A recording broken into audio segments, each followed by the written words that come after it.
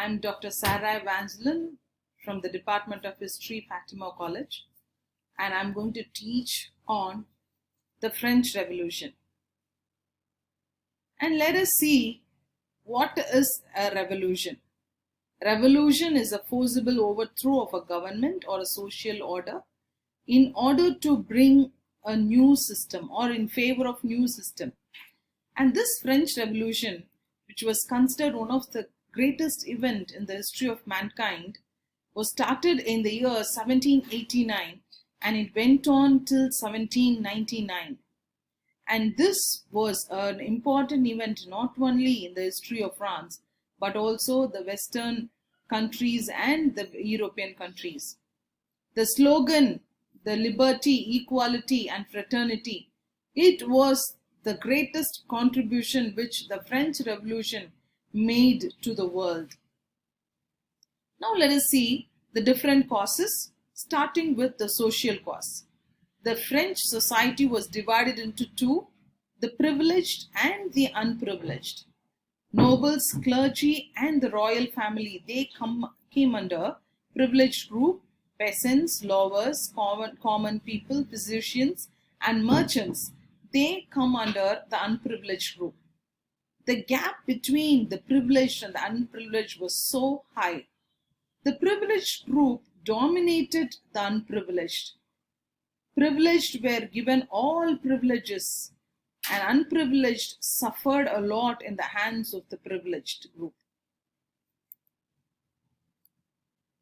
And the unprivileged people were forced to pay double tax. They paid 1/5 of their income to the landlords as a land tax. Not only that, they paid tithe to the church, they paid land tax daily, they paid income tax wing time, they paid salt tax gabli, they paid road tax kavi. So different types of tax were paid by the people, which burdened the people a lot, which made them to rise against the government. And next is political cause. The administrative system was in rottenness. The king was the head of the state and the king was a direct dictator. And he had no personal contact with the people. Louis XV, mistress, she dominated the government. Louis XVI wife, Queen Antoinette, she dominated the politics. And the court was called as Tomb of Nation. They had overlapping jurisdiction. There was no uniform laws and measures. Laws were cruel and unjust. Torture was the common feature. There was no uniform weight and measures. The right to collect tax was given to the highest bidder, and the person who collected tax tortured the people to pay more and more. Weak successors of Louis XIV was also one of the cause.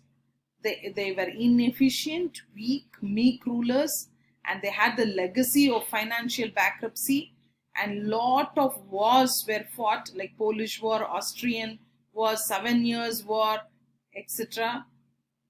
And the role of French philosophers towards this revolution was also great. The greatest philosopher Montesquieu, his writings, The Spirit of Laws, inspired a people a lot. Voltaire, he wrote about the benevolent despotism, and he also wrote how a king should be. And the third great philosopher of France was Rousseau, and his writing was Social Contract. The writings of the philosophers inspired and encouraged the people to raise in revolt against the rottenness of the government. And here I am showing some of the pictures. This is the prison of Bastille, which was also, this was called as the symbol of tyranny. And here lot of commoners, the unprivileged people, were imprisoned for no reasons.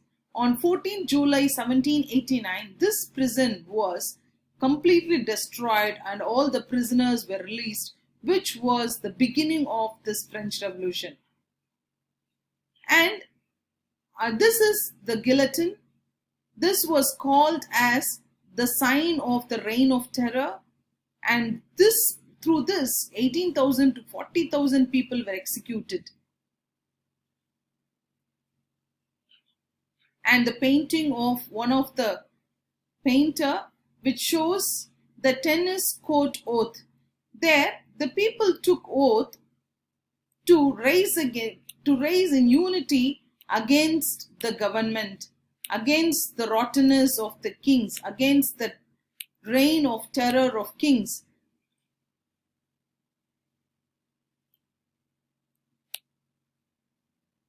And this is where you can see the execution of Louis XVI, which happened on January 11th, 1793. These are the causes of the revolution which we have seen, and we will see about the cause of the revolution in the next class. Thank you.